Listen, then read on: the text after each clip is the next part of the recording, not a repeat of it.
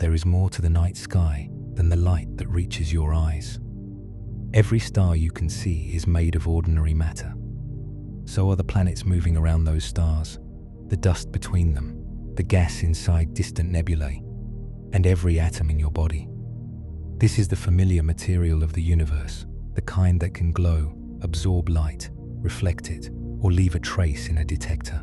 But the visible universe does not seem to contain enough mass to explain the way the cosmos moves. Galaxies rotate as if they are surrounded by something larger than their shining disks. Groups of galaxies travel together as if held inside deeper wells of gravity. Light arriving from far beyond a galaxy cluster bends around more mass than the cluster's visible stars, and hot gas can account for. The name given to that missing gravitational presence is dark matter. The name can make it sound like a substance already understood, something catalogued and stored inside a finished theory. It is not. Dark matter is a description of an effect before it is an identification of a thing. Astronomers can map where its gravity appears to gather. Physicists can design experiments for particles that might explain it, yet its underlying nature remains unknown. It does not announce itself through light. It does not shine from the space between stars or cast a recognizable shadow across a telescope image. What it offers instead is structure, a curve in the motion of a galaxy, a distortion in the shape of a more distant object, a pattern in the way matter collected during the long expansion of the universe. Seen this way, dark matter is not merely hidden among the things we know. It may be part of the reason those things were able to form at all. Long before the first stars began to burn, matter was spread through a younger universe that was smoother than the cosmos we see today. Small differences in density gave gravity places to begin its work. Regions containing slightly more matter pulled in a little more. Over time, the imbalance grew. Dark matter, according to the leading cosmological picture, gathered into an immense network of halos, knots, sheets, and filaments. Ordinary gas followed those gravitational contours, collecting where the invisible framework was deepest. Stars formed inside that gathering gas. Galaxies grew inside larger reservoirs of unseen mass. Galaxy clusters assembled where the network became especially dense. Across billions of years, light filled structures whose foundations could not be seen. Tonight, the journey begins with that strange reversal. We are used to thinking of astronomy as the study of distant light. Dark matter asks us to pay attention to what the light is doing, rather than only to where it came from. A star changes its speed. A galaxy refuses to rotate as expected. A background image stretches into an arc. Each visible detail becomes a response to something invisible. From the edge of a single spiral galaxy, the scale will gradually widen. Beyond the bright disk lies a dark halo. Beyond the halo are groups and clusters. Beyond the clusters, filaments extend across distances so large that entire galaxies appear like small points arranged along them. The universe has a visible surface, but its shape may be guided by a deeper framework. And for now, we begin where the evidence first becomes clear, with a galaxy turning beneath the pull of more matter than its light can reveal. A spiral galaxy does not turn like a solid wheel. Near its center, stars complete their orbits more quickly. Farther out, they travel along larger paths, taking longer to circle the galactic core. Each star follows the pull of the mass inside its orbit, responding not to the galaxy's appearance, but to its gravity. This gives astronomers a way to weigh what cannot be placed on a scale. If most of a galaxy's mass were concentrated where most of its light is found, orbital speeds should decline beyond the bright inner regions. The outer stars would behave somewhat like the distant planets of our solar system. Neptune moves around the Sun more slowly than Earth because the Sun's gravity weakens with distance, and almost all the system's mass lies near the center. A luminous galaxy seems to suggest a similar arrangement. Its center is crowded with stars. its disk grows dimmer toward the edge. Beyond that visible disk, the amount of glowing material falls away. Yet, many galaxies do not rotate as that picture predicts. The stars and clouds of gas near their outer regions often continue moving at nearly the same speed as material, much closer to the center. The expected downward curve remains flat. Something continues supplying gravity long after most of the visible matter has faded from view. This mismatch appears in a galaxy's rotation curve, a graph with distance from the center along one direction and orbital speed along the other. The visible stars suggest one curve, the measured motions trace another. Between those two lines lies the first clear outline of a dark halo. The halo is not a shell with a hard surface. It is a broad distribution of mass surrounding the luminous galaxy in every direction. The familiar spiral disk sits within it, like a bright, thin arrangement of lamps inside a much larger room whose walls cannot be seen. The analogy is limited because a dark matter halo is part of the galaxy's gravitational structure. Its mass extends well beyond the regions filled with bright stars, influencing how stars, gas, clouds, satellite galaxies, and streams move. The path toward this idea took decades. In the early 20th century, astronomers were learning that the faint smudges, once called spiral nebulae, were separate galaxies, each containing enormous populations of stars. Once galaxies could be recognized as physical systems, they could also be studied through motion. In the 1930s, Fritz Zwicky examined the Coma cluster, where many galaxies travel within a shared gravitational environment. Their speeds appeared too high for the cluster to remain bound by the matter visible through telescopes. Zwicky concluded that a large amount of unseen mass must be present. The evidence was provocative, but the measurements were difficult, and astronomers did not immediately rebuild their understanding of the universe around them. Distance estimates were less secure than they are now. The mass of galaxies was uncertain. The methods for tracing large systems were still developing. The missing mass problem remained at the edge of astronomy for years. Then, the evidence moved inward from clusters containing many galaxies to the rotation of individual spirals. During the 1960s and 1970s, improved instruments allowed astronomers to measure the motions of stars and glowing gas across galactic disks with greater precision. Vera Rubin and Kent Ford used sensitive spectrographic equipment to study the Andromeda galaxy and many other spiral galaxies. They did not watch a star complete an orbit. A single journey around a galaxy can take hundreds of millions of years. Instead, they examined the light arriving from different regions of the disk. Motion leaves a small signature in that light. Material moving toward Earth shifts its spectral lines slightly toward shorter wavelengths. Material moving away shifts them toward longer wavelengths. By comparing light from opposite sides of a galaxy, astronomers can reconstruct how quickly different regions are rotating. The result appeared again and again. Far from the bright center, where the visible matter had thinned, orbital speeds remained high. The outer regions were not moving as though the galaxy's mass ended with its starlight. They were moving as though the galaxy continued into an unseen reservoir. This did not reveal what the hidden mass was made of. It did not produce a dark matter particle or prove that every alternative explanation was impossible. What it did was make the gravitational discrepancy difficult to dismiss as a peculiarity of one cluster, one galaxy, or one measuring technique. The same general pattern appeared across many spiral systems. Picture one of those galaxies from far above its disk.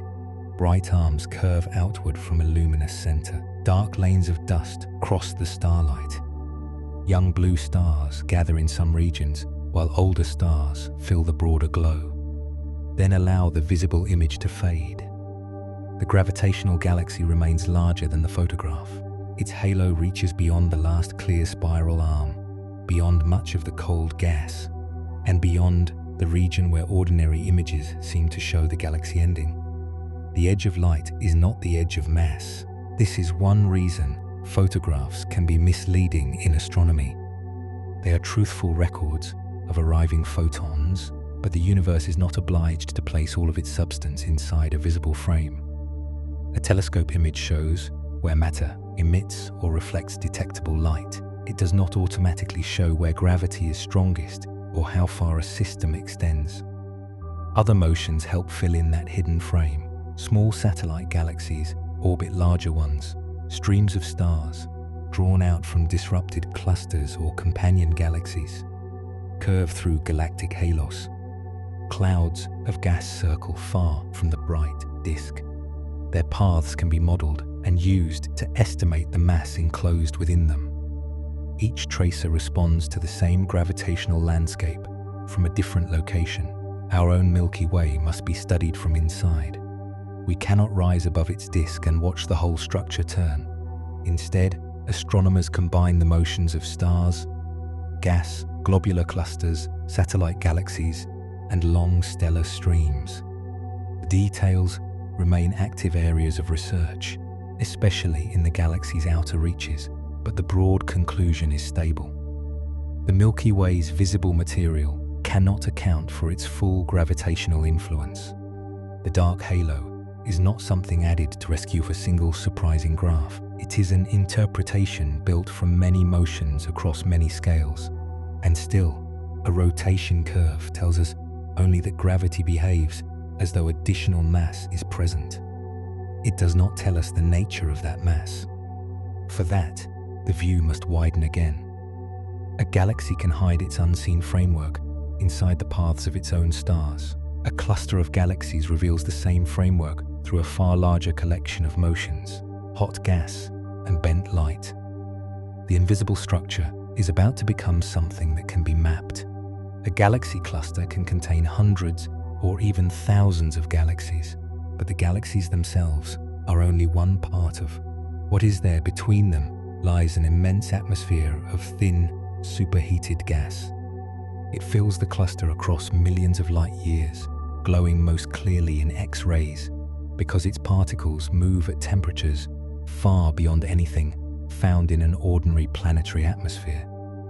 The gas contains more ordinary matter than all the cluster's stars combined. Even that is not enough. The galaxies move too quickly. The gas is held too tightly. The light passing through the cluster bends too strongly. Once again, the visible material does not supply all the gravity the system appears to require. At this scaleful, the missing mass is no longer inferred from a single rotating disk. It affects an entire population of galaxies, moving through a shared gravitational field. Imagine standing far outside such a cluster, where no natural viewpoint truly exists, and seeing its galaxies as small islands scattered through a volume of space. Some are large ellipticals with old stellar populations. Others are spirals altered by repeated encounters. Around them, the X-ray gas forms a broad, diffuse sea. None of these components is still. The galaxies move along orbits shaped by the total mass of the cluster. The hot gas presses outward because of its temperature, while gravity pulls it inward. If astronomers measure the gas temperature and density, they can estimate how much gravity is needed to keep that atmosphere confined. The answer is much larger than the mass of the gas and stars alone. There is another method, one that does not rely on the motion of the cluster's own cons. It uses light that began its journey far behind the cluster. Gravity changes the path of light. In general relativity, matter and energy shape space-time, and light follows the curved geometry that results. A galaxy cluster is massive enough to make this effect visible. Light from a more distant galaxy can be deflected as it passes through the cluster's gravitational field before continuing toward Earth. The cluster becomes a lens. It is not a lens made of glass, and it does not have a polished surface. Its shape is created by the distribution of mass itself. The more mass present and the way that mass is arranged determine how strongly the background light is bent. Sometimes the alignment is close enough to produce dramatic arcs. A distant galaxy may appear stretched into a thin curve around the cluster. In other cases, one source can appear in several places, its light reaching us along different paths through curved space-time. These are examples of strong gravitational lensing. Most alignments are less exact. Background galaxies retain recognizable forms, but their shapes are altered by tiny amounts. Any one galaxy may already be elongated or tilted for reasons unrelated to lensing, so the distortion cannot be read reliably from a single image. But thousands of background galaxies create a pattern. Their small shared distortions can reveal how mass is distributed across the foreground cluster. This is weak gravitational lensing, and it allows astronomers to construct a map without needing the hidden matter to emit anything at all. The light provides the grid. Gravity leaves the deformation. A mass map created this way often extends beyond the bright galaxies and beyond the densest X-ray gas. It shows a cluster embedded inside a much larger gravitational structure, with concentrations of mass around major groups of galaxies and broader material spread between them. The map is not a direct photograph of dark matter. The colors often added to observatory images are visual guides placed over visible light and X-ray data to show where the lensing analysis indicates the mass is concentrated. What is measured is the bending. The invisible framework is reconstructed from its effect on light that may have traveled for billions of years before reaching the cluster. That light passes through a gravitational landscape, carrying a record of the encounter onward. In this way, a cluster can act as both the object being studied and the instrument used to study what lies behind it. Its gravity magnifies some distant galaxies, bringing faint features into view. At the same time, those magnified and distorted galaxies reveal the cluster's own mass. The foreground and background become part of the same measurement. Most clusters offer a complicated but consistent picture. Stars, hot gas, and dark matter occupying overlapping regions, all bound together by gravity. Colliding clusters provide something rarer. Their components can become separated. The best-known example is the Bullet cluster. It is not a single cluster in equilibrium. It is the aftermath of two galaxy clusters passing through one another. On the scale of stars and galaxies, the collision is spacious. Individual galaxies are so widely separated that most pass by without directly striking another galaxy. The gas behaves differently. The clouds of hot plasma belonging to the two clusters interact. They compress, heat, and slow as they move through each other. X-ray observations reveal where much of this ordinary matter has gathered after the encounter. The galaxies continue forward more freely. Gravitational lensing shows that most of the total mass is concentrated closer to those galaxies than to the slowed gas. The dominant gravitational component appears to have passed through the collision with relatively little resistance. This separation matters because the hot gas contains most of the ordinary matter in the system. If the cluster's gravity came mainly from ordinary material that had somehow been overlooked, the strongest lensing signal might be expected to remain near that gas. Instead, the mass peaks and the gas peaks are offset in the image. The image, often used to represent this result, places the X-ray gas in warm tones and the lensing-derived mass in cool tones. The colors are not what a human eye would see from nearby. They combine different kinds of observation into one frame so that the separation becomes legible. The result is not a picture of dark particles. It is a picture of ordinary matter in one place and most of the gravity in another. For many researchers, systems like the Bullet cluster provide some of the most persuasive evidence that the missing mass behaves as a distinct component rather than being only a mistake in counting visible material. Modified theories of gravity remain part of scientific discussion, and some can reproduce individual observations under certain conditions. Yet, colliding clusters create a demanding test because any explanation must account not only for the strength of gravity, but also for where that gravity is centered after the collision. Dark matter, in the prevailing model, interacts strongly through gravity, but only weakly, if at all, through the electromagnetic forces that make gas collide, heat, and radiate. That is why the gas slows while the dark component continues. This does not mean dark matter never interacts with itself. Physicists use cluster collisions to place limits on how often such interactions could occur. If dark matter particles scattered from one another too readily, their distribution might lag behind the galaxies or spread in ways that lensing maps could detect. So the collision becomes more than evidence of hidden mass. It becomes a laboratory for the properties that hidden mass may possess. The scale of the laboratory is difficult to hold in mind. The event unfolds across millions of light years. The hot gas shines in X-rays that no unaided eye can see. The background galaxies used for lensing lie much farther away, their light crossing the cluster and continuing toward Earth long after the collision itself has changed. By the time that light reaches a telescope, several layer cosmic history occupy the same image. There are nearby detector pixels receiving photons now.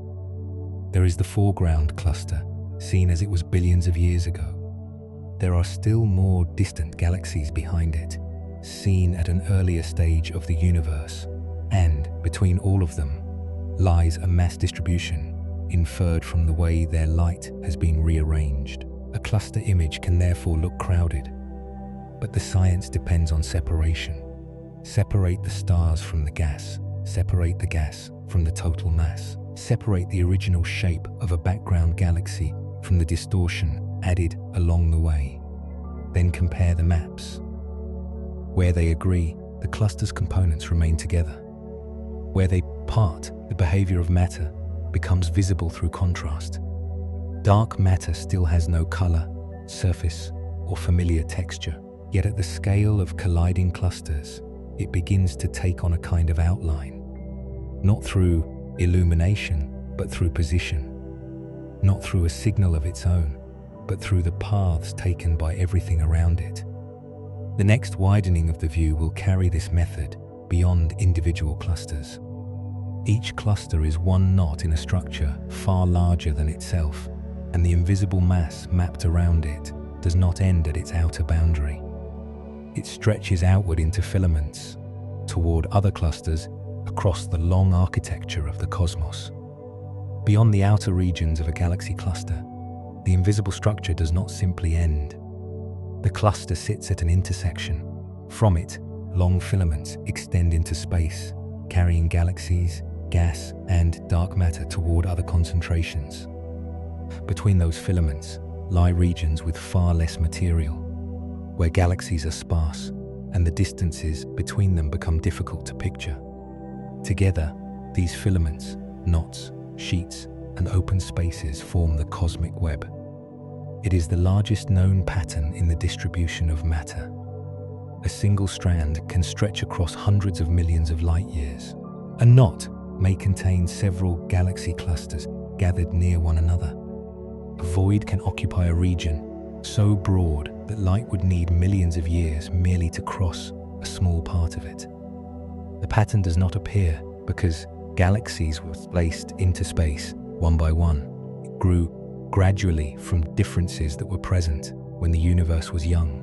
To understand that growth, the view must move backward. There was a time before galaxies, before stars, and before any planet had condensed from dust. The early universe was filled with hot matter and radiation, expanding and cooling together. It was not perfectly uniform. Some regions contained slightly more material than others. The differences were small, but gravity does not need a dramatic beginning. It only needs an imbalance. A region with a little more matter exerted a little more gravitational pull. Nearby material moved toward it. As more material gathered, the region's gravity strengthened, drawing in more. A small difference became a deeper difference. Expansion worked in the opposite direction, carrying space outward and increasing the distance between regions. Structure formed through the long competition between expansion and gravity, with the outcome depending on how much matter was present, how it moved, and how strongly it could gather. Ordinary matter faced an early elimination. Before the universe had cooled enough for stable atoms to form, electrons moved freely among atomic nuclei. Light scattered repeatedly from these charged particles. Matter and radiation remained tightly coupled, like two parts of the same restless fluid. Pressure from radiation resisted compression. Ordinary matter could not collapse freely into every small gravitational hollow. It was pushed, heated, and carried along by the intense sea of light. Dark matter, if the leading model is correct, did not interact with that radiation in the same way. It responded mainly to gravity. This allowed it to begin gathering into denser regions, while ordinary matter was still tied to the radiation field. The first dark matter concentrations were not galaxies. They were gravitational foundations forming before gas could fall fully into them. When the universe cooled enough for electrons to join atomic nuclei, light began traveling much more freely. The radiation released from that period still reaches us as the cosmic microwave background. Ordinary matter was now able to move more independently. It began falling into gravitational wells that dark matter had already helped deepen. This gave structure a head start. Dark matter did not create the original variations by itself. Those early variations were already present, but dark matter amplified their consequences by providing mass that could gather without being held up by radiation pressure. Over time, the denser regions became halos. Small halos formed first in many versions of the cold dark matter model. Gravity then drew them together. Some merged into larger halos. Gas collected inside them, cooled, and formed stars. Galaxies appeared within a framework that had already been growing for a long time. This process is sometimes described as hierarchical formation. Small structures join to make larger ones. Small galaxies merge. Groups assemble. Clusters gather near the intersections of filaments. The architecture grows outward through repeated attraction and combination. The word hierarchical can sound orderly, but the process is not like arranging objects on shelves. It is irregular and dynamic. Halos approach from different directions. Galaxies pass through one another's outer regions. Gas heats in collisions. Stars are scattered into broad halos. Some systems merge completely, while others remain as satellites in long orbits. The cosmic web develops through all of these motions at once. Computer simulations allow scientists to follow this growth across billions of years. A simulation begins with a model of the early universe and a set of physical rules. Matter is represented through enormous numbers of particles or fluid elements. Gravity acts among them while space expands. At first, the distribution looks nearly smooth. Then faint concentrations appear. They connect into thin strands. The strands thicken. Knots develop where several strands meet. Voids grow emptier as matter moves toward denser surroundings. By the time galaxies become abundant, the underlying web is already clear. When ordinary gas, star formation, black hole growth, radiation, and stellar explosions are added, the calculations become much more complex. Yet the broad gravitational framework continues to resemble the pattern inferred from observations. The similarity is one of the strongest successes of the modern cosmological model. It does not mean every detail is settled. Simulations depend on assumptions about the nature of dark matter, the expansion history of the universe, and the complicated behavior of ordinary gas. Star formation occurs on scales smaller than some simulations can directly resolve. Feedback from young stars and active black holes can move gas across galaxies and alter their growth. Still, across very large scales, the web emerges with remarkable consistency whenever gravity acts on a universe dominated by non-luminous matter that moves slowly compared with light. This is where the word cold becomes important. Cold dark matter does not mean cold in the everyday sense of low temperature. It means that the particles were moving slowly enough during the era of structure formation for small concentrations to survive and grow. If dark matter had moved near the speed of light for too long, it would have streamed out of smaller density variations, smoothing them away. Large structures might still have formed, but the early universe would have produced a different pattern. The behavior of dark matter, therefore, influences not only how much structure exists, but also the sizes of the first structures and the order in which larger systems assemble. Cold dark matter remains the leading framework because it reproduces the large-scale distribution of galaxies very well. Other possibilities continue to be studied. Warm dark matter would move more rapidly in the early universe and could reduce the number of very small halos. Some proposed dark matter particles might interact with themselves, changing the density near the centers of galaxies. Other models replace some or all dark matter effects with changes to gravity. The largest cosmic patterns provide a testing ground for these ideas. A successful model must explain galaxy rotation, cluster motion, gravitational lensing, the cosmic microwave background, and the web of structure across immense distances. It must also remain consistent with the way galaxies formed over time. No single observation carries the whole argument. The strength comes from the way many independent measurements point toward the same underlying picture. The cosmic microwave background records the early distribution of matter and radiation. Galaxy surveys show how structure developed later. Gravitational lensing maps mass whether or not it shines. Cluster measurements reveal deep gravitational wells. Simulations connect these different eras through physical laws. The web is where those lines of evidence meet. Astronomers map it by measuring the positions and distances of vast numbers of galaxies. Each galaxy becomes one point in a three-dimensional survey. At first, a map containing millions of points may look almost random. Then the pattern begins to emerge. Galaxies crowd along curved chains. Dense regions branch into several directions. Empty areas open between them. The distribution resembles foam, roots, or a network of rivers seen from high above, though every comparison fails at the scale involved. The filaments are not solid structures. They are regions where matter is more concentrated than average. Galaxies move within them. Gas flows along them. Dark matter supplies much of their gravity. Some of the ordinary matter in these filaments is difficult to detect. It can be thin and warm, too diffuse to shine brightly in visible light. Astronomers search for it through X-rays, ultraviolet absorption, radio signals, and the subtle influence it leaves on background light. Dark matter is more elusive still. It can be mapped statistically through weak lensing across broad areas of the sky.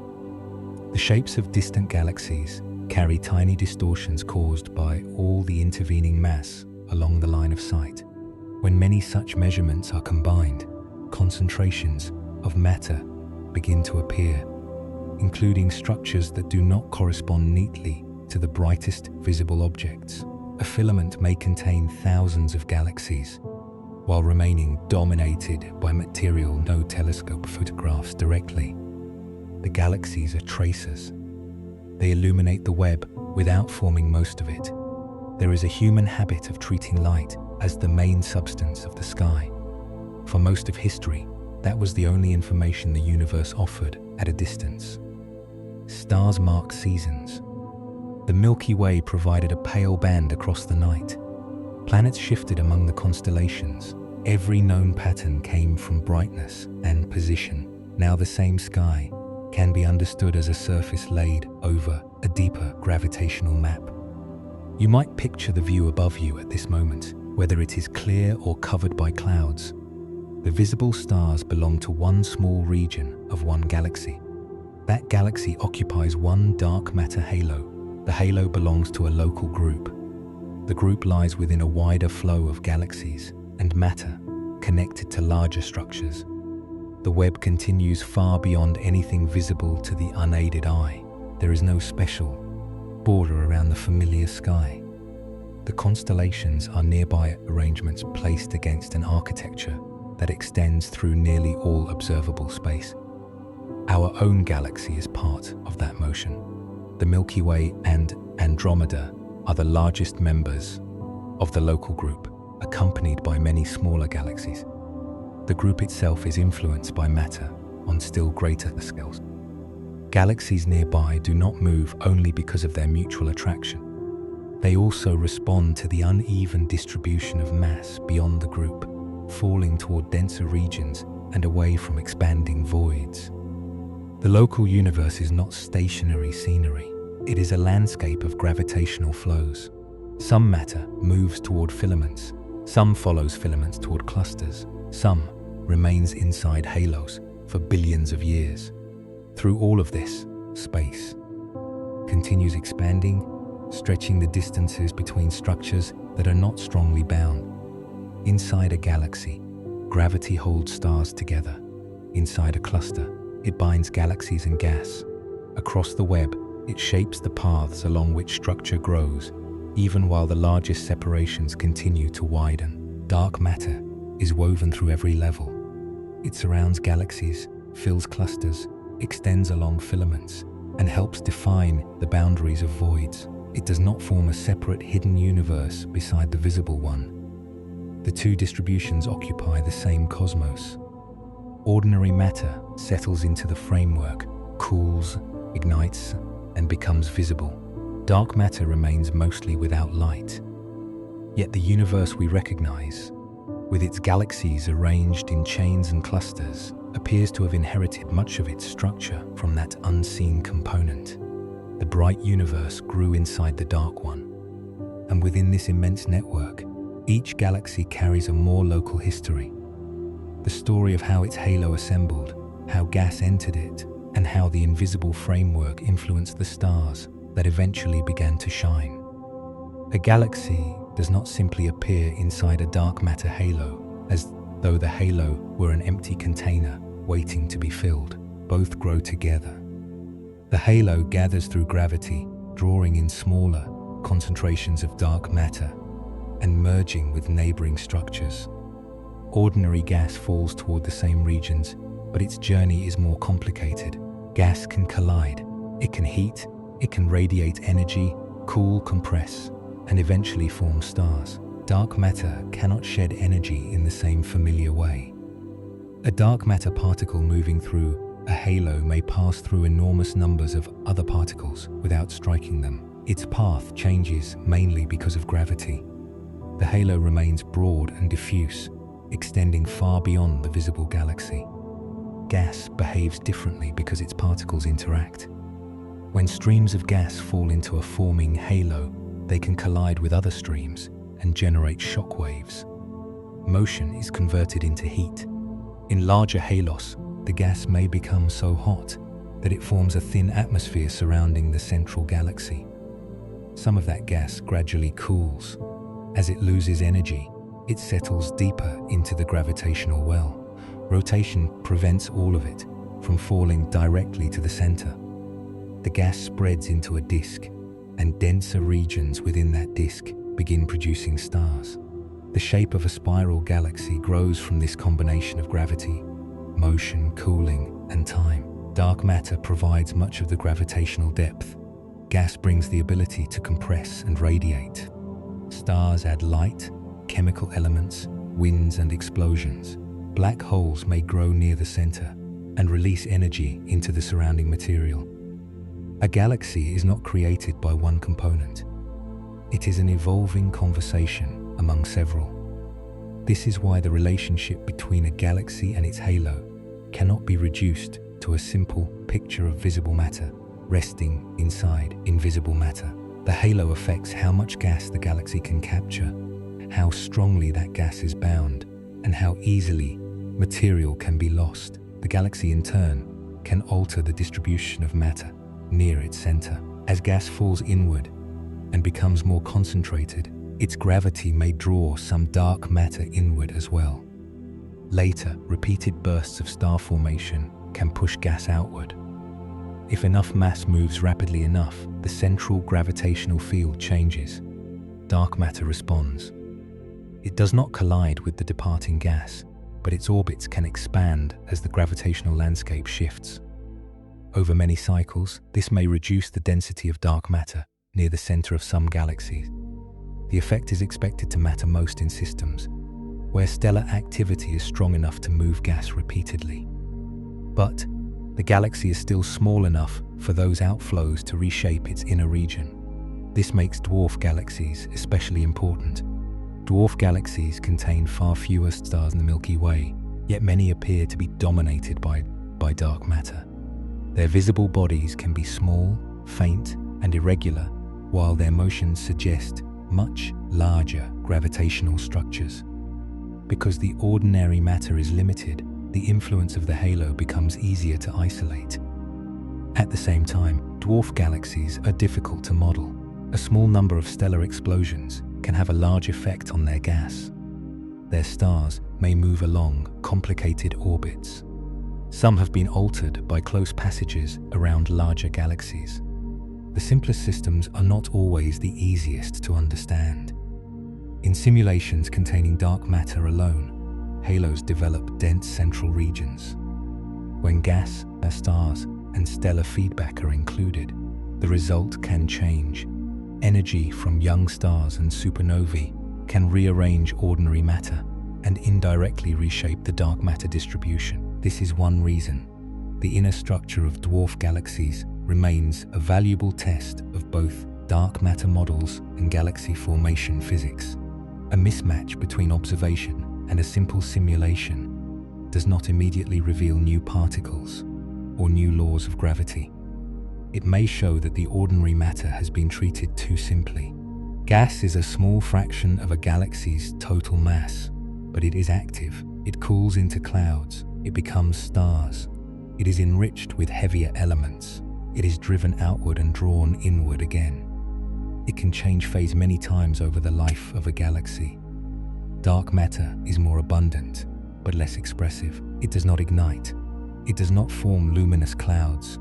It does not produce planetary systems. Its importance comes from persistence and gravity. The two components follow different paths through the same history. A large halo can hold hot gas across a broad volume, allowing the central galaxy to continue growing over billions of years. A smaller halo may lose gas more easily when stars begin to explode. An even smaller one may struggle to collect gas after the early universe becomes filled with ionizing radiation. The presence of a halo does not guarantee a bright galaxy. Some halos may contain very few stars. Others may remain almost entirely dark. This possibility follows naturally from the difference between assembling mass and forming light. Dark matter can gather through gravity, even where gas fails to cool efficiently or where later events remove it. Astronomers cannot photograph a completely dark halo in the ordinary sense. Without stars or gas, there is little to mark its location, but its gravity may still disturb a visible neighbor. A dark subhalo passing near a stream of stars could create a gap or bend. A small unseen mass near a gravitational lens might alter the brightness or position of a background image. Through such effects, astronomers search for structures that may contain little or no luminous matter. These searches reach into one of the most detailed predictions of cold dark matter. If large halos assembled from many smaller ones, then the Milky Way's halo should contain numerous subhalos. Some should host dwarf galaxies. Others may be too small or too deprived of gas to produce many stars. The difference between the predicted number of subhalos and the observed number of bright satellites once seemed severe.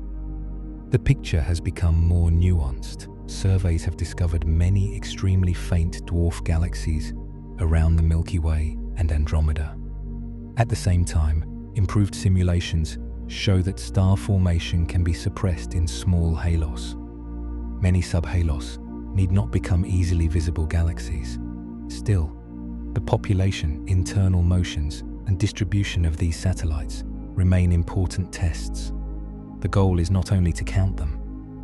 Astronomers also ask how dense their centers are, how they orbit the Milky Way, how they were affected by tides, and whether their properties match the structures expected from different dark matter models.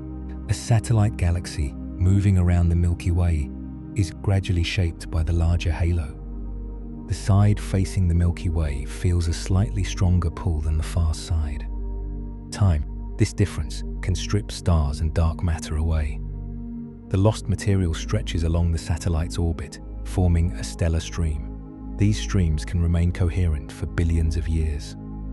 They are narrow records of gravitational motion, drawn across the halo by stars that belong to a cluster or dwarf galaxy. If the halo were perfectly smooth, a stream would follow a correspondingly smooth path. But a real halo contains structure. Encounters with subhalos can disturb a stream. The effect may be subtle. A gap, a change in density, a slight shift in direction.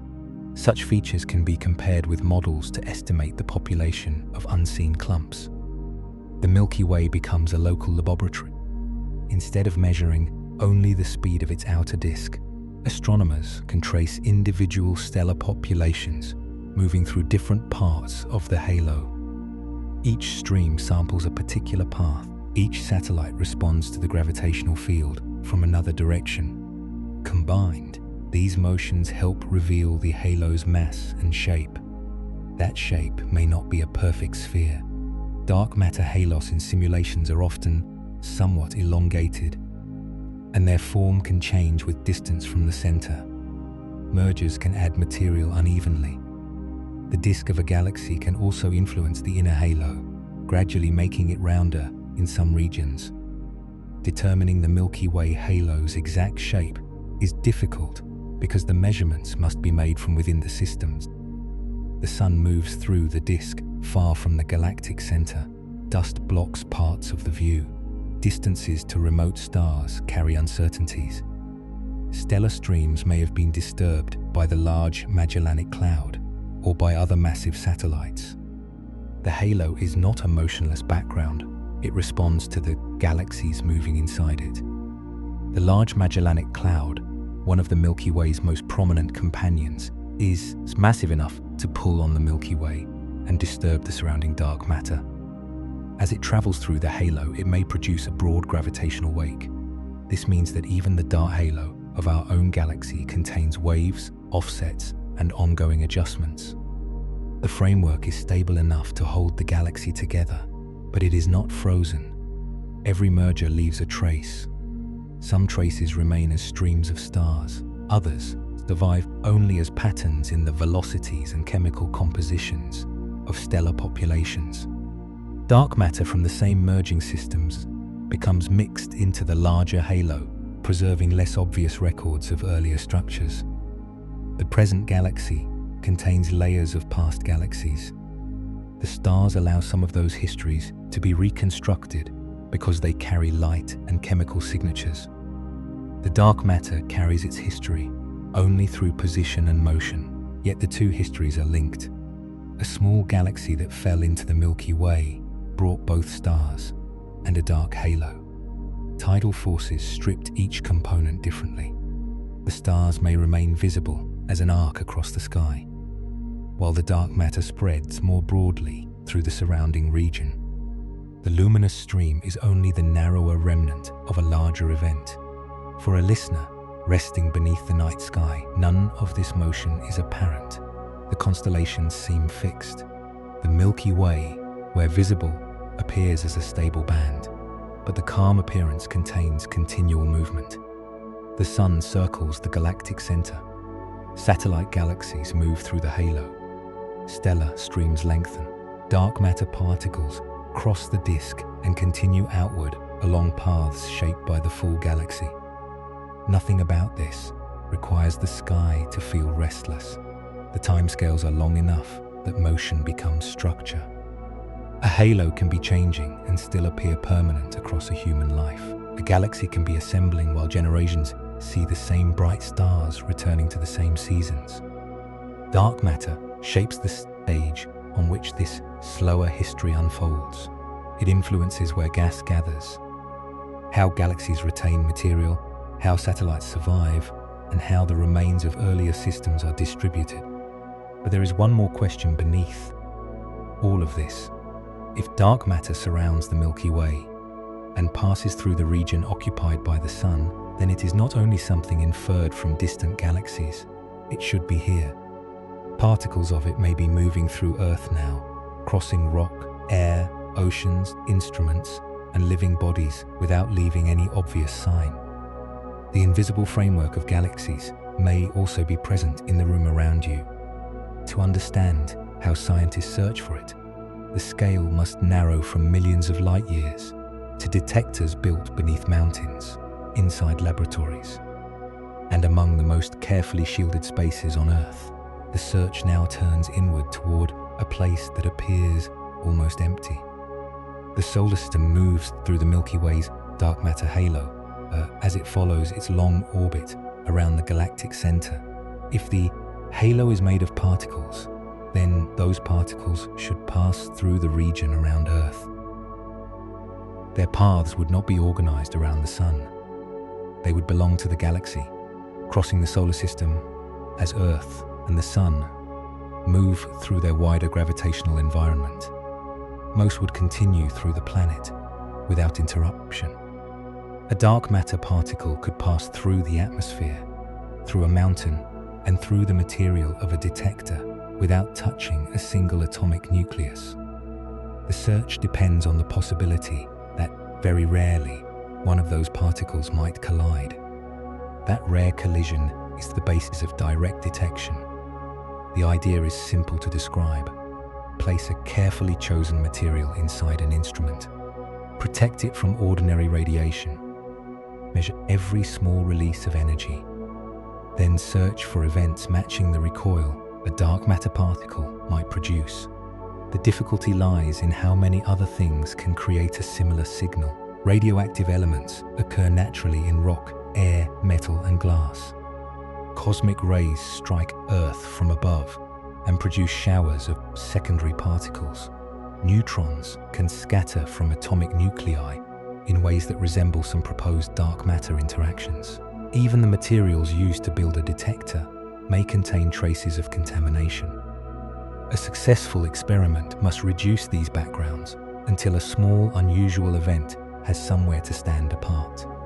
This is why many dark matter detectors are built deep underground. Layers of rock absorb much of the radiation arriving from space.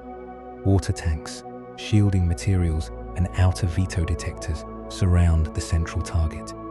Components are selected for very low radioactivity. Air may be controlled to reduce radon. The instrument is calibrated repeatedly so that familiar signals can be separated from the events being sought. At the center of several major experiments is liquid xenon. Xenon is a heavy element that can be purified and cooled into a dense liquid. In a dual-phase detector, most of the target remains liquid, while a thin region above it is maintained as gas. When a particle transfers energy to the xenon, the interaction can produce a small flash of light and free a small number of electrons. The first flash is recorded by sensitive detectors. An electric field then draws the electrons upward. When they enter the gas, they create a second burst of light. The time between the two signals helps reveal the depth of the interaction. The pattern of light across the detector helps determine its horizontal position. Together, these measurements allow the event to be located in 3 dimensions. Position matters because backgrounds often gather near walls, electrodes, and other surfaces. Researchers can define an inner region of especially clean xenon and treat the outer layers as additional shielding. The relationship between the two light signals also carries information about the type of interaction. An electron disturbed by ordinary radiation tends to produce a different balance of light and charge than a nucleus pushed by a neutron or by some proposed dark matter particles. No single feature is perfect. The strength comes from combining many of them. Large xenon experiments such as Lux Zeppelin and Inont have used this method to search across broad ranges of possible particle masses. Their observations have placed stricter limits on how often proposed dark matter particles could strike ordinary matter, while no broadly accepted direct detection has emerged. A limit is not an empty result. It removes part of the landscape. A model predicting interactions above that limit becomes less plausible or is ruled out under the assumptions of the search. As exposures grow and backgrounds fall, the allowed region narrows.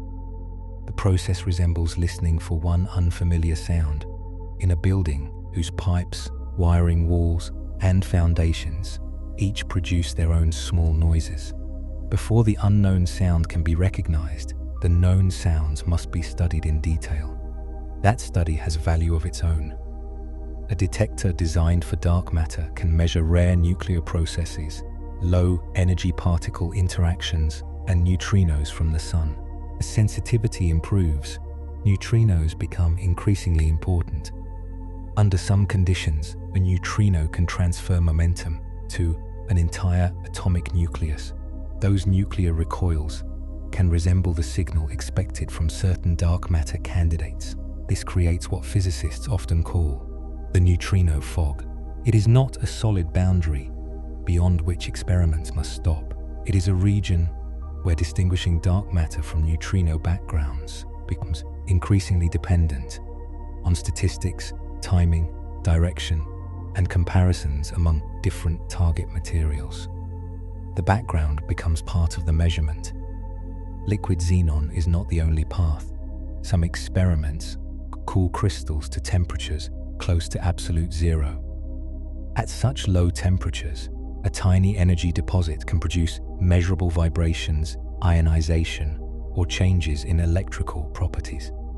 These detectors can be sensitive to lighter candidates that may not push a heavy xenon nucleus hard enough to create a clear event.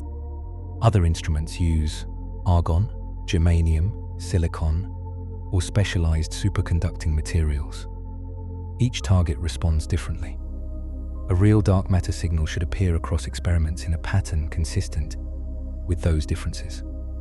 The choice of detector therefore reflects a choice about what kind of dark matter might exist. Weakly interacting, massive particles were long among the central candidates because they can arise in extensions of particle physics and could have been produced in the early universe with an abundance resembling the amount inferred from astronomy. But dark matter may be much lighter. Axions and axion-like particles require another kind of search. Rather than waiting for a heavy particle to strike a nucleus, some experiments use strong magnetic fields and resonant cavities. Under suitable conditions, an axion passing through the magnetic field could convert into a photon. The expected signal would be faint and narrow in frequency. Researchers tune the instrument through one frequency range after another, much as a radio receiver moves across a band, searching for a station whose location is unknown. The magnetic field, cavity shape, temperature, and amplifier noise all influence what can be detected. Other axion experiments search for effects involving nuclear spins, atomic transitions, polarized light, or particles arriving from the sun. Each method explores a different range of possible masses and interactions. There may be no single detector capable of covering the full range. Another path attempts to create new particles in accelerators. At the Large Hadron Collider, protons collide at high energy, producing showers of known particles recorded by enormous detectors. If a dark matter particle were created and passed through the apparatus without interacting, it would not leave a visible track. Its presence would be inferred from imbalance. Before a collision, the momentum carried by the incoming particles is known. Afterward, physicists add the momenta of everything detected. If part of the momentum appears to be missing, an unseen particle may have carried it away. This does not automatically identify dark matter. Neutrinos also escape detectors and create missing momentum. A new particle could be invisible in the apparatus without being stable enough, abundant enough, or long-lived enough to form galactic halos. Collider results must therefore be compared with direct searches and astronomical observations. The main approaches ask related questions from different directions.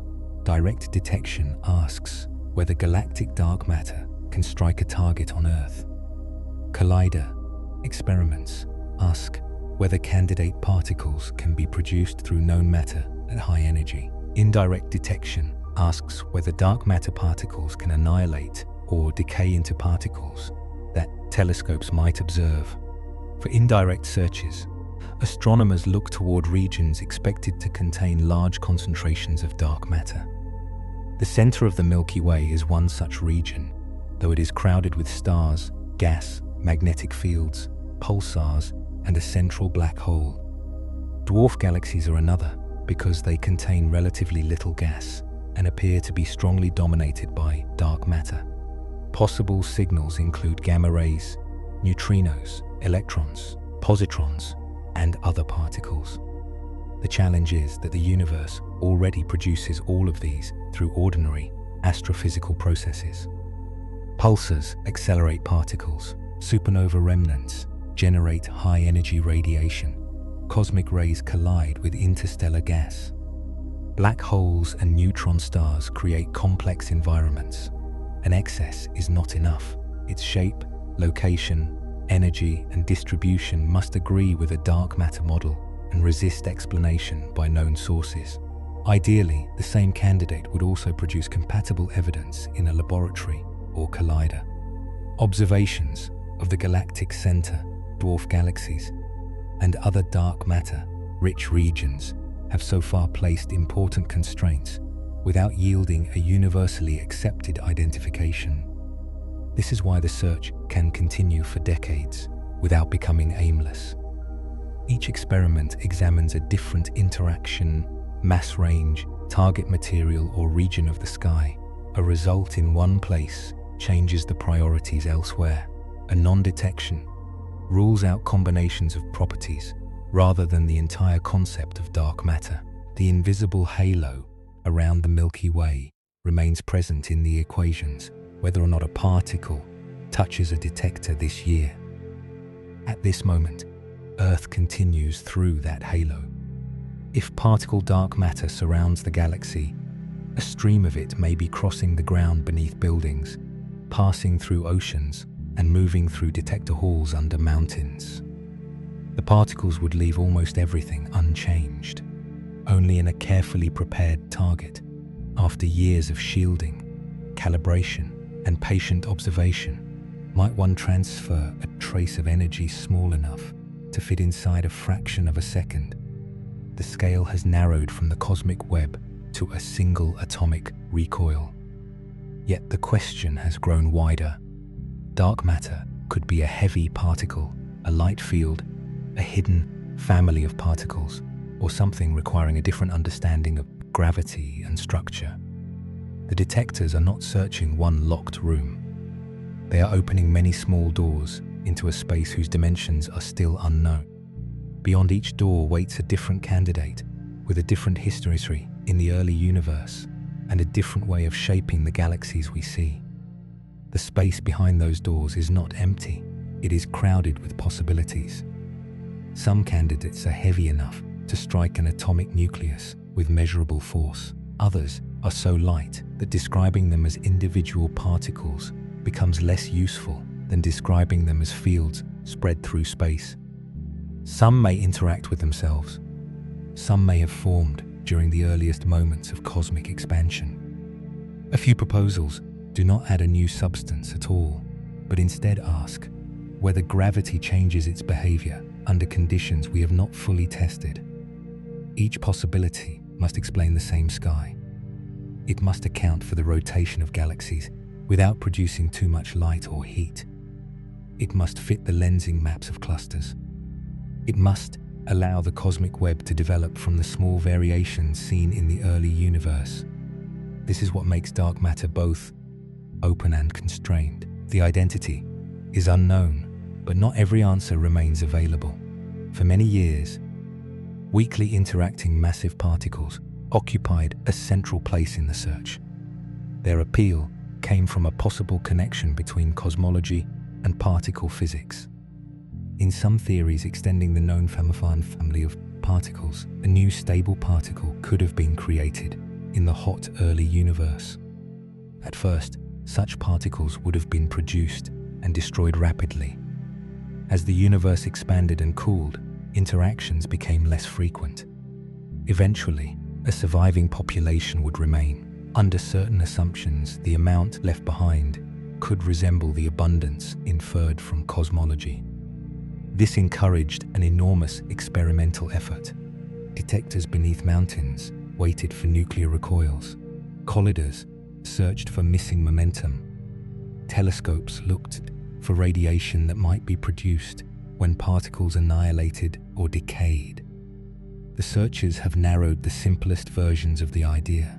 They have not removed every possible weakly interacting particle, but the absence of a confirmed signal has widened attention toward other masses and mechanisms. One of the most important alternatives is the axion. The axion was originally proposed to resolve a problem involving the strong nuclear force. It was not invented only to explain galaxies. Yet a population of axions produced in the early universe could behave like cold, dark matter. An axion would be far lighter than the classic massive candidates. Its effect in a detector would not resemble a billiard ball collision. Instead, many axions could occupy a shared field, and carefully tuned instruments would search for the field's conversion into electromagnetic signals. The search becomes an exercise in resonance. A cavity is tuned to a narrow frequency. A strong magnetic field fills the instrument. Amplifiers listen for a small excess of power. Then the frequency changes, and the listening begins again. The range is too broad to examine at once. Progress arrives, one narrow band after another. Other candidates push the idea of lightness much farther. If a dark matter particle were extremely light, its quantum wavelength could extend across regions large enough to influence the centers of galaxies.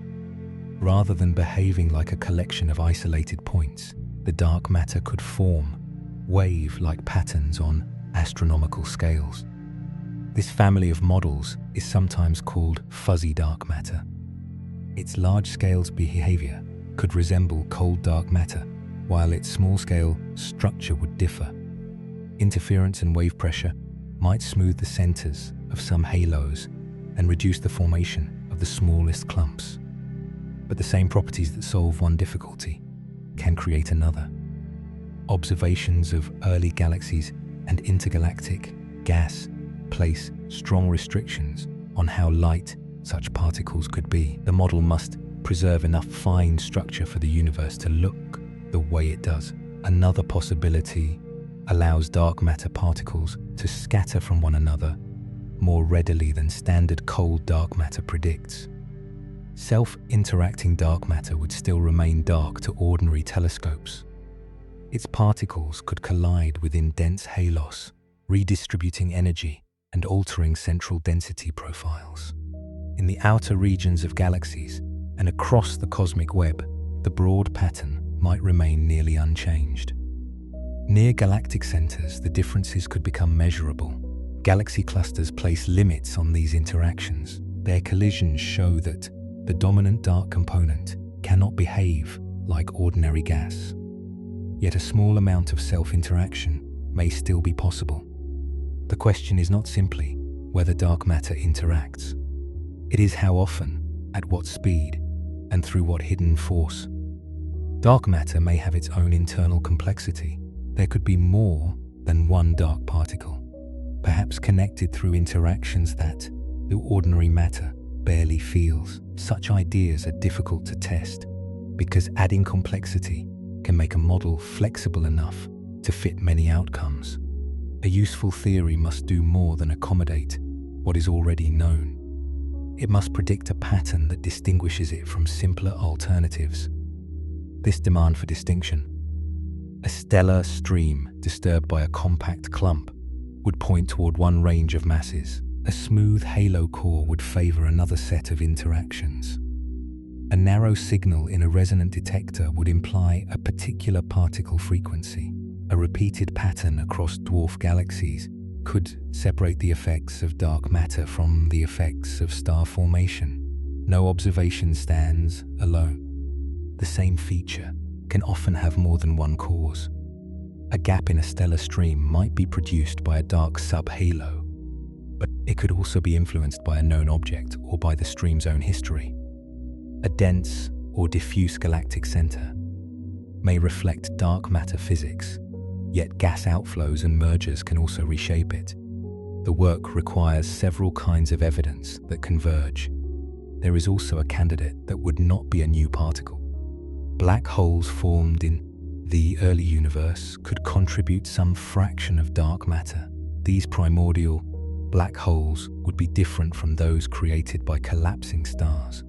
They could have formed from unusually dense regions before stars existed. Their possible masses span a wide theoretical range, but observations rule all out many intervals as the place where all dark matter could hide. If too many compact objects passed in front of background stars, gravitational microlensing surveys would detect their temporary magnification. Other mass ranges are constrained by effects on radiation, stellar systems, and the growth of structure. Open windows remain where primordial black holes might supply part of the total. That possibility carries an important distinction. A black hole is dark, but not everything dark is the dark matter required by cosmology. Ordinary stellar black holes are far too scarce to provide the full missing component. The word dark describes observation, not identity. Then there are theories that change gravity itself. Modified Newtonian dynamics, often called MON-IND, begins from the regularities seen in galaxies. At very low accelerations, the relation between visible matter and orbital motion can follow patterns that are tighter than a simple accounting of complex halos might suggest. This has led some researchers to ask whether gravity changes in the weak acceleration environments found near the edges of galaxies. MOND can describe many galaxy rotation curves with notable economy. It also faces serious challenges when extended to galaxy clusters, gravitational lensing, the cosmic microwave background, and the formation of large-scale structure. More elaborate relativistic theories attempt to address those scales, sometimes while still requiring an additional unseen component. The choice is therefore not always a clean division between particles and gravity. Nature could contain new particles, new gravitational behavior, or a framework in which both appear. Scientific language remains careful here.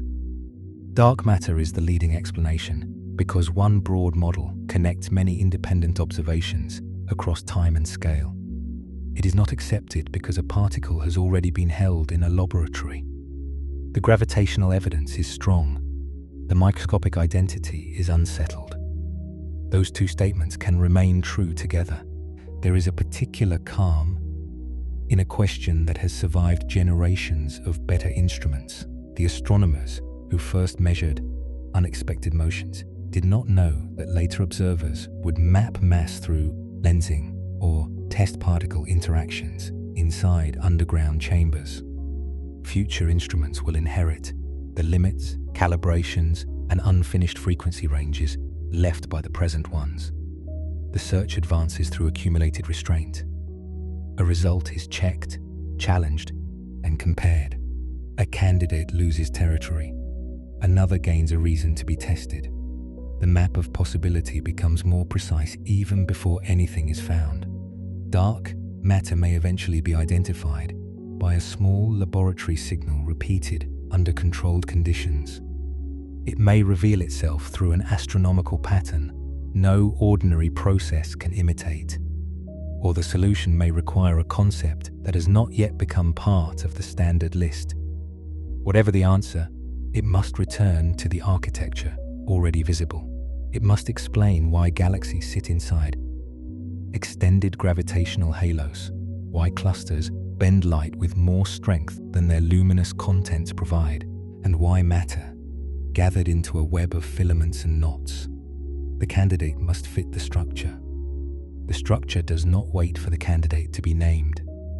And as the search continues, astronomers are learning to make the invisible framework itself into an increasingly precise object of study, measuring not only where it is, but how smoothly it is distributed and how its pattern has changed across cosmic time. A map of dark matter begins with things that can be seen. It begins with the measured shape of a distant galaxy, the spectrum that reveals its distance, the motion of a star in a stream, or the temperature of gas held inside a cluster. None of these observations displays dark matter directly. Each provides a visible response to gravity. The next generation of surveys is turning those responses into a more complete history. The European Space Agency's Euclid telescope is observing large areas of the sky from space, where the atmosphere cannot blur fine detail in the same way it does from the ground. Its images are designed to measure the shapes of billions of galaxies across roughly 10 billion years of cosmic history. Most of those galaxies will not look dramatically distorted. The effect of weak gravitational lensing is far smaller than the sweeping arcs around a massive cluster. A galaxy may be stretched by an amount too slight to identify from that object alone. Its natural shape is unknown, and galaxies are born in many forms, but large populations reveal a shared pattern. When the apparent orientations of many distant galaxies are compared, small alignments emerge.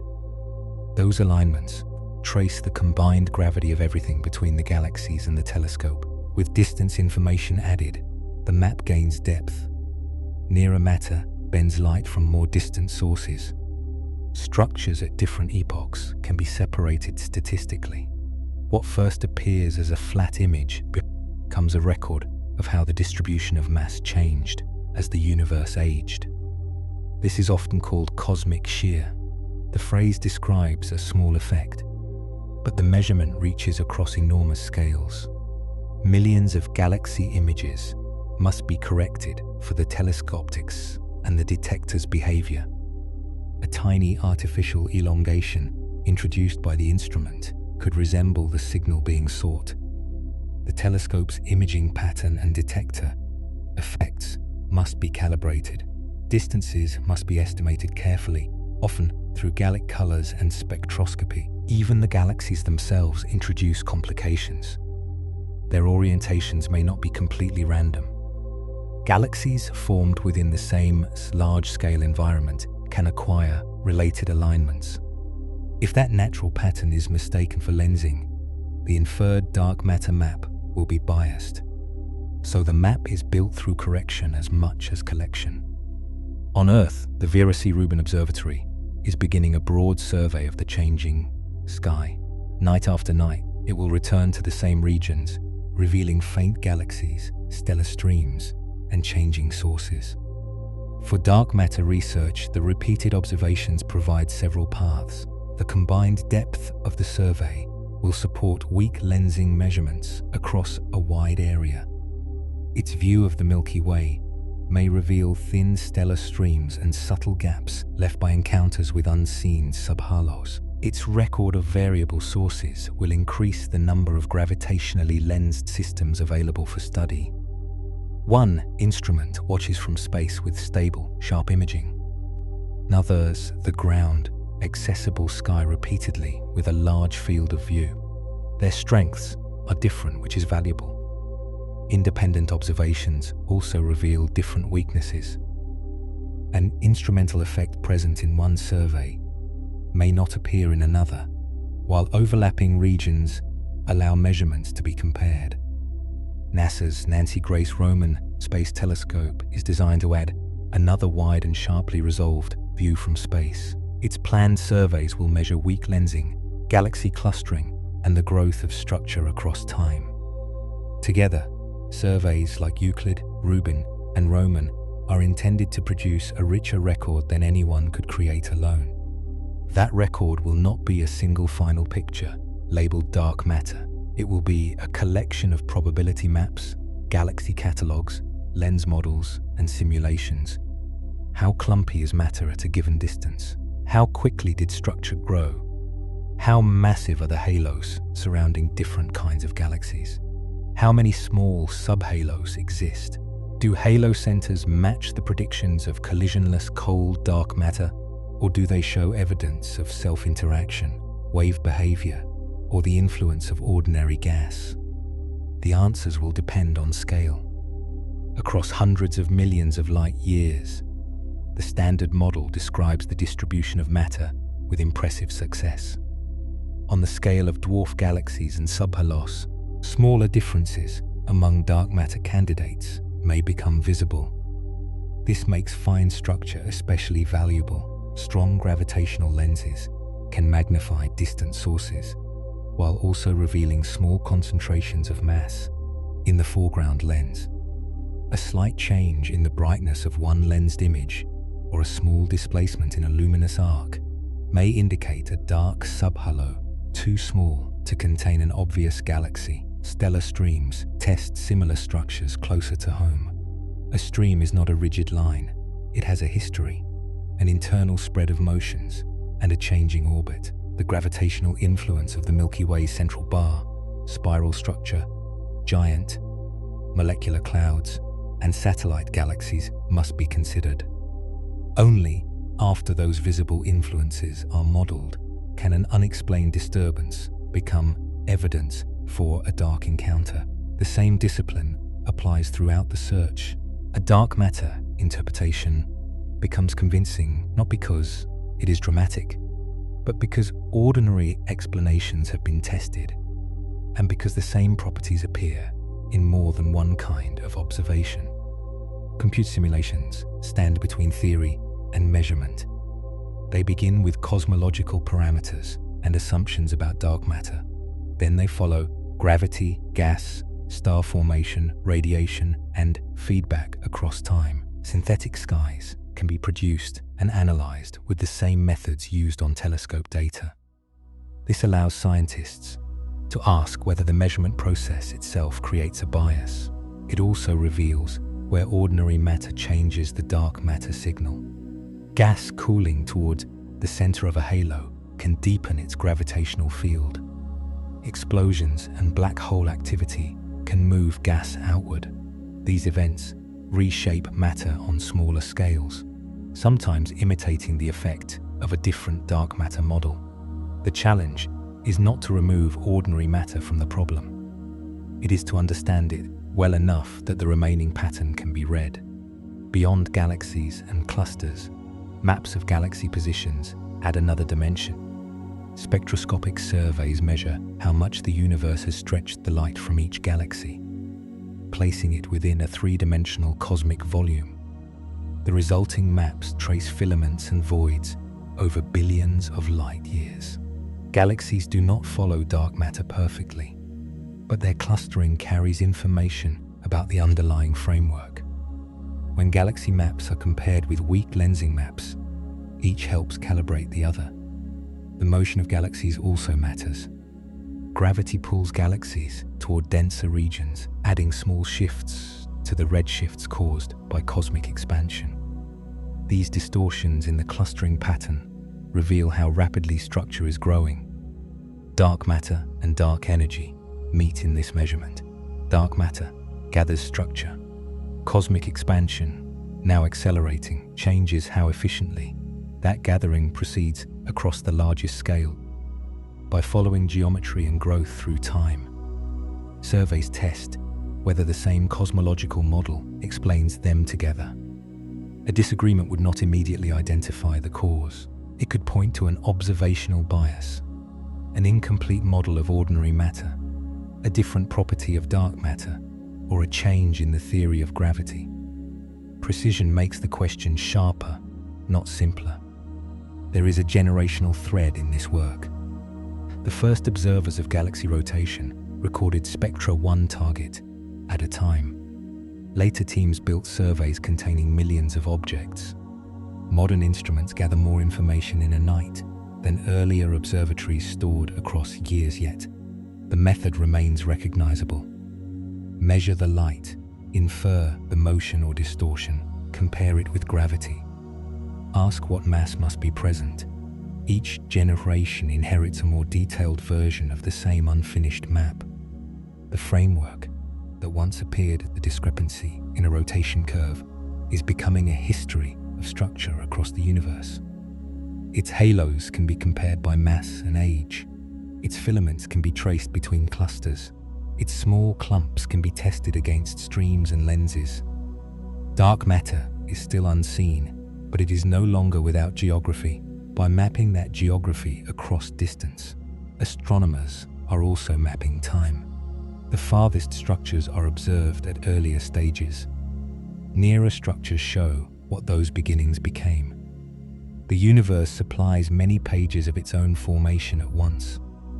And when those pages are placed in order, the invisible framework begins to look less like a missing substance and more like a continuous gravitational history, extending from the first growing concentrations of matter to the galaxies turning around us now. Dark matter began as an absence. There was not enough visible mass in galaxies, not enough in clusters, not enough to explain the bending of distant light or the way structure grew across the universe. Yet after generations of measurement, the absence has acquired shape. It gathers around galaxies in extended halos. It fills the deeper gravitational wells of clusters. It stretches along filaments and helps define the empty-looking boundaries of cosmic voids. Its distribution can be reconstructed from motion, lensing, and the slow development of structure across billions of years. What remains missing is not the evidence for gravity, it is the identity behind that gravity. This distinction matters. Science often advances by separating what has been measured from what has merely been proposed. The rotation of galaxies is measured, the lensing of background light is measured, the pattern of the cosmic microwave background is measured, the growth of the cosmic web is measured. A particular dark matter particle is not yet measured in a way that the scientific community broadly accepts. The universe has supplied the large-scale outline before revealing the microscopic detail. This is not unique to dark matter. Human knowledge has often developed in that order.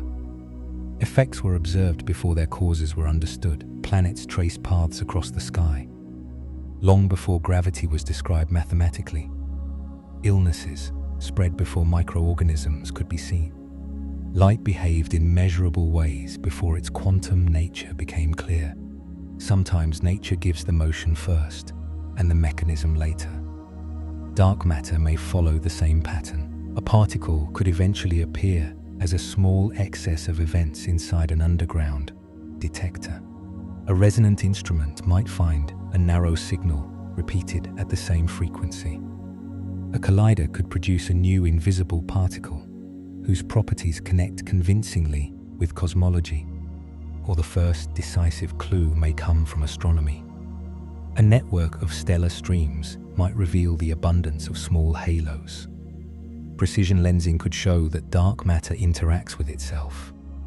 The inner structure of dwarf galaxies might favor one family of models over another.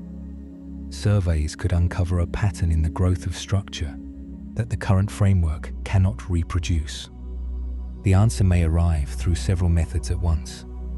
That would be fitting, because the case for dark matter was never built from one observation. It emerged from many scales that happen to tell the same gravitational story.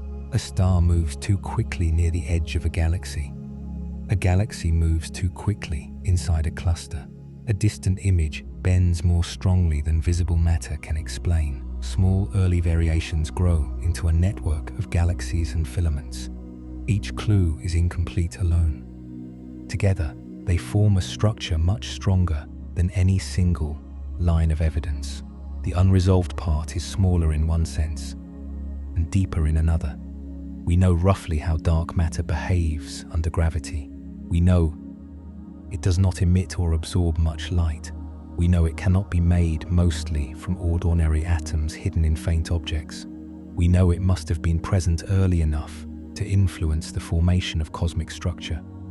But we do not know its particle mass, whether it has hidden interactions, whether it contains several components, or whether part of the gravitational picture will require a change in theory. The word dark holds all of that uncertainty. It does not mean dangerous. It does not mean empty. It means that the usual messenger of astronomy, electromagnetic radiation, has not carried the answer directly to us. Instead, the answer has been written into paths: the orbit of a satellite galaxy, the arc of lensed light, the widening of a void, the growth of a filament. Gravity keeps the record even when light does not. This changes the way the universe can be imagined. The familiar cosmos is made of luminous islands, stars, galaxies, glowing gas, and the faint backgrounds collected by sensitive instruments. But those islands occupy a broader geography. The Milky Way's disk is only a thin, bright region inside a much larger halo. The halo is one concentration within the local group. The group belongs to larger flows of matter. Those flows connect with filaments, extending toward clusters and superclusters. The visible universe is threaded through a gravitational landscape that does not appear in ordinary photographs. Every image of the deep sky therefore contains more than it shows. Between the bright galaxies lies matter that may outweigh them. Around each cluster extends a reservoir inferred from bent light. Across the black intervals between luminous structures, gravity continues shaping motion. Even the apparent emptiness has architecture. And this architecture is not separate from the history of stars, planets, or life trough. Without deep gravitational wells, gas would have gathered differently. Galaxies may have formed later in smaller numbers, or not in the familiar pattern at all. The long chemical history that produced rocky worlds depended on generations of stars forming inside galaxies, whose growth was guided by unseen mass. Dark matter did not build planets directly. It did not ignite stars or create the elements in living cells. Its role was broader and less visible. It helped establish the environments where those processes could unfold. The framework shaped the places where light would later appear. There is no need to turn that relationship into a lesson. It is enough to notice the order. First, small differences in density, then gathering, then halos, then gas cooling into stars, then galaxies illuminating the structure that had already begun to form around them. Billions of years later, one of those galaxies produced observers capable of measuring the discrepancy between its light and its gravity. The universe became able to investigate its own invisible framework through matter that had settled inside it. The investigation is still young. Future maps will cover larger areas and greater depths. Detectors will become more sensitive. Simulations will include finer detail. Some proposed candidates will disappear under stronger limits. Others will become more precise. There may be false beginnings. A signal may appear and fade after calibration improves. A promising model may explain one scale and fail at another. An apparent conflict may turn out to come from ordinary gas, stellar feedback, or an underestimated source of uncertainty. This is not the search going wrong. It is the search becoming honest enough to continue. Dark matter sits at a meeting point between astronomy, cosmology, and particle physics. No field can settle the question alone. A particle discovered in a laboratory must still produce the right universe. A cosmological model must remain compatible with galaxies. an astronomical pattern must agree with the physics of the early universe. The solution has to fit from the smallest experiment to the largest map. Until then, the framework remains unnamed but not unmeasured. Galaxies still turn inside their halos, clusters still bend distant light, filaments still connect one region of the cosmos to another. Earth continues moving with the Sun through the Milky Way, and the Milky Way continues moving within a wider distribution of matter whose full extent no human eye can see. Above the atmosphere, photons cross the dark between galaxies. Some arrive directly. Others follow curved paths around masses hidden from view. Telescopes receive them and record the faint distortions left along the way. From those distortions, a map is built. Not a final map and not a complete one, but enough to show that the universe is held in patterns deeper than its light. The unseen framework keeps its shape around the stars.